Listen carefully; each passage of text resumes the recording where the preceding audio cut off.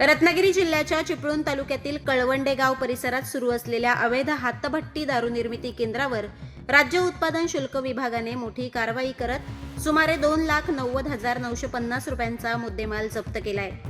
5 जून रोजी करण्यात आलेल्या या कारवाईत तब्बल 6,000 लिटर रसायन, 105 लिटर हातभट्टी गावठी दारू तसेच दारू निर्मितीसाठी वापरण्यात येणारे साहित्य जप्त करण्यात आले आहे। राज्य उत्पादन शुल्क विभागाला मिळालेल्या गुप्त माहितीच्या आधारे कळवंडे येथील वरपेवाडी हद्दीतील धरणालगतच्या जंगलमय परिसरात छापा टाकण्यात आला।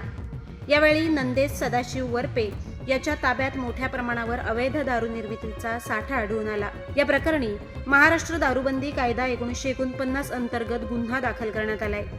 आयुक्त डॉक्टर राजेश देशमुख, सहआयुक्त प्रसाद सुर्वे, विभागीय उपायुक्त विजय चिंचाळकर आणि अधीक्षक कीर्ती शेडगे यांच्या मार्गदर्शनाखाली ही कारवाई करण्यात आली आहे। निरीक्षक सुनील आरडेकर, सहाय्यक दुय्यम निरीक्षक अर्शद शेख तसेच जवान शुभम काडापुरे, मयूर पुरीबुवा आणि निखिल लोंडे यांनी या मोहिमेत सहभाग घेतला होता।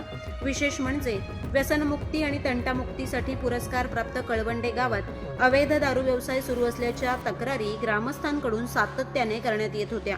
तर या प्रकरणाचा पुढील तपास निरीक्षक सुनील आरडेकर करत आहेत।